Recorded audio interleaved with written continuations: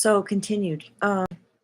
Suddenly, my computer just said, "You've lost this feature, the ability to use, log tech camera." Anyway, I was showing you intuitively kind of what we have been doing regarding fire, and I was thinking about the bedspread in the also kind of in the center south area, which is Fame, and that's red. And this all occurred to me because I had the do we want that red there? Because you need to be cautious about fire. It also is destructive and transformational. Hello, Kali. So um, I was like, oh, of course we want that to be red. And Stuart chose that, and he's not really particular about color, but he's consistently kept it on his bed. And then when I noticed all these other things, letting in the maximum light, putting lights around the window, getting a red couch, I was like, we're activating fame. We have decided, both of us, kind of over the last couple of months, and it's a very gradual sort of turning of the ship. We want to activate our own businesses, which is about becoming visible to the public and advertising, marketing. Like, we're sitting across the table yesterday, and he was like, marketing. We love etymology, the origin of words and stuff. And he was like, what's marketing? And let's talk about marketing. What is it? And what do people think it is? And I mean, it's just clear this energy is really active in the house. And I'm guessing that if we were to analyze, and I'm not going to do this, but there are like really advanced calculations that you can do regarding your property, the year, your personal years, all these different things, kind of a numerology thing to figure out what are the elemental influences going on. I would imagine that this is a fire season for us for some reason, because all of a sudden this is active. So I wanted to tell you the other thing that happened. So we've been building fountains for a long time, but just recently, like, one of them was a Christmas gift, and I found this place where you can order these tiny little pumps online, relatively cheap, and got 4 of them. And I was like, oh, used them all up immediately. And now I'm being called on to do Feng Shui for a friend, and I'm like, she needs a fountain. So anyway, I built this fountain. The whole thing just became sort of magical. Oh, everything about it was just like so amazing. And I wanted it for my room simply for the moisture, because in Colorado it's just like really, really dry. And when it gets really cold, it's excessively dry. And so I was like, I just want a fountain in my room. And then I began analyzing how we have fountains along the northern edge of the house, which is water, career. See, isn't this amazing? You watch what you do, and you regard what you do with esteem, respect, a kind of awe. You're like, what's at work? What am I doing? What corners am I activating for what reasons? Well, I just felt kind of stagnant the last couple of days, and Christmas was a bust. We both got sick, and it's like all this progress we'd been making, it was one thing after another, and it just kind of tumbled down. And so it's like, this is the comeback. And so I finally put this fountain together, and I put it in my room, and it was just delightful to listen to it overnight. And then when I woke up, yesterday, it's like everything got scattered and changed. The water began to stir up the energy in there. It activated something. There really isn't any water energy back there. So it stirred up and it shifted the energy. And I realized that my mind, the static was out of control. And also, I was really emotional. And it's like I couldn't get a rein on either one of these. And then I realized that I had added water, which is emotion, to a metal area. Metal is mental. And I was totally stirring myself up. And I was like, I just can't get a grip today. And so I unplugged the fountain, and it got really quiet. And I was like, wow, I have a totally new level of respect for this. It's like I just got this jolt of the very powerful cause effect. Well, in the end, I see that this again was my wisdom at work. So suffice it to say, rather than going on about my own story here and this huge movement of change, the bigger pullback picture is to trust ourselves with the light codes that are coming in.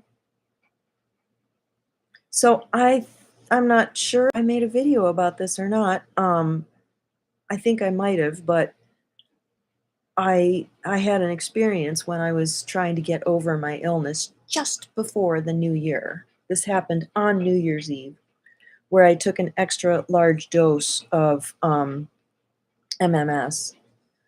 and I completely dropped all of my programs, my internal dialogue, everything went silent, no feelings. I for about a couple of days, I had an experience of complete neutrality.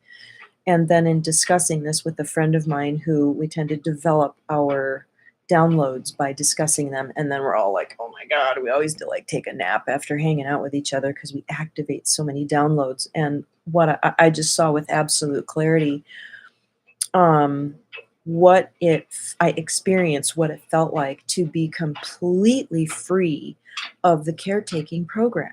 And you guys know I've been talking about this for a really long time. I feel like it's something that's embedded in our hard drive. So this is the next thing I wanted to talk about is the empowerment piece. Kind of not really related to the feng shui. In the title, it might have seemed like that, but I was like, oh, I know I'm going to cover these two things. So in my playlist, I have the Gene Decode Jesus Prayer. And I have taken to the practice. I highly encourage you to listen to it. It's just a couple of minutes. It's a very powerful prayer, and they did an experiment. One of the people in their group did an experiment where they they had a sample of something. It was actually an energy drink, and it was loaded with AI, with nano particle shit. And she had it under a microscope, and she put this prayer. She invoked this prayer over it, which basically just says, "You got to go. I'm revoking any permission I may have given you." And the nanoparticles dissolved overnight because of this prayer. It's really powerful, and I've just been feeling all this interference, and I wanted to speak to the fact that the interference that we experience is in the etheric.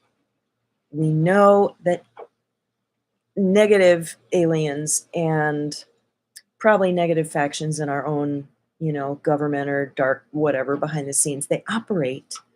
It's what we used to think of as, dark magicians or sorcerers or like Rasputin or whoever. Um, they knew how to operate in this realm. Well, guess what?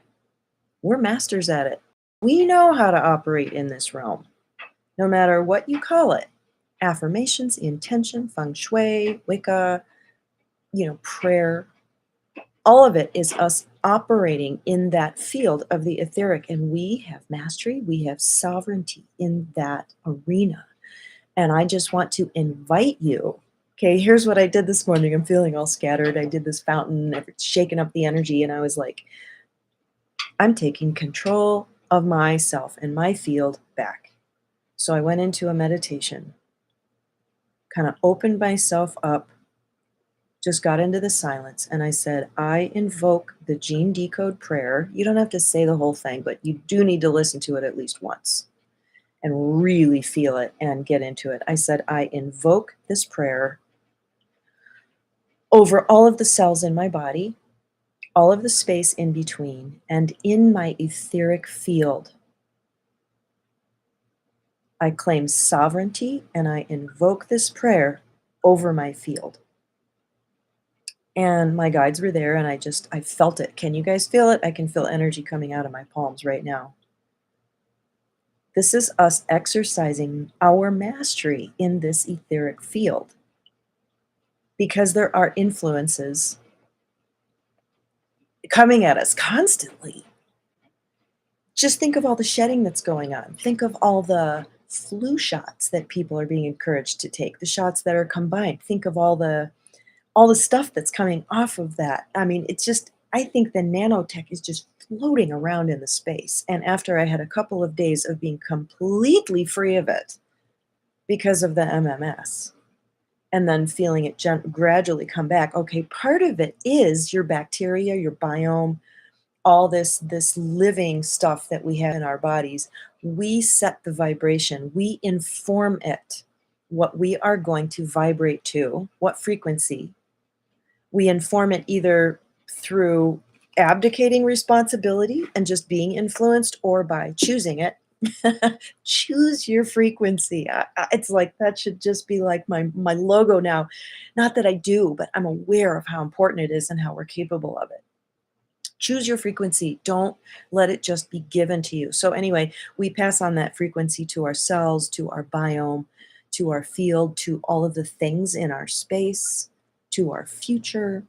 And then these frequencies just kind of get carried forward and carried forward. And then the cell replicates and it passes on this frequency, or the biology of belief.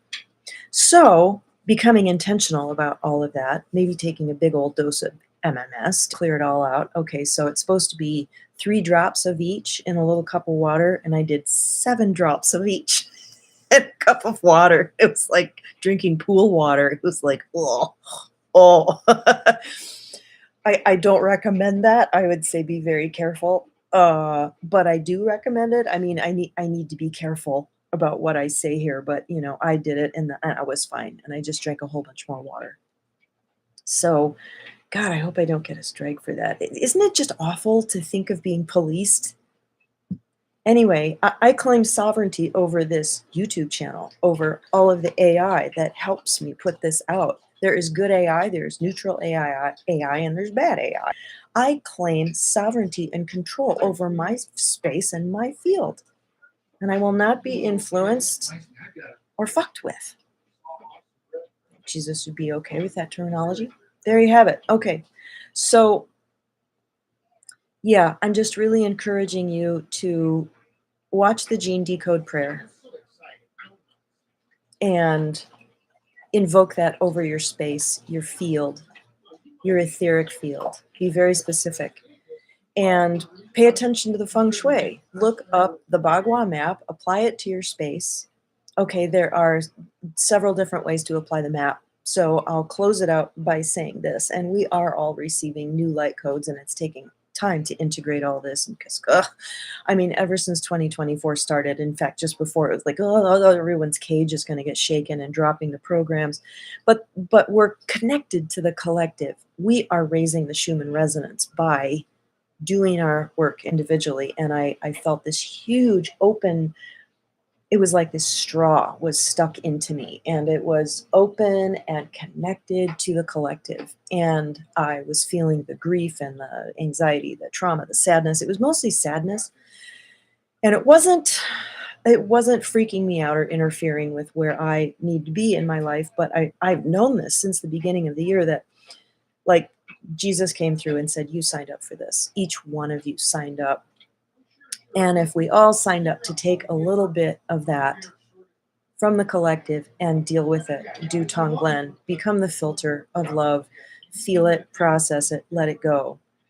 That's one of the functions that we have on the planet. So, but anyway, I was going to say something about the feng shui map. Oh, there are 2 schools of feng shui particularly.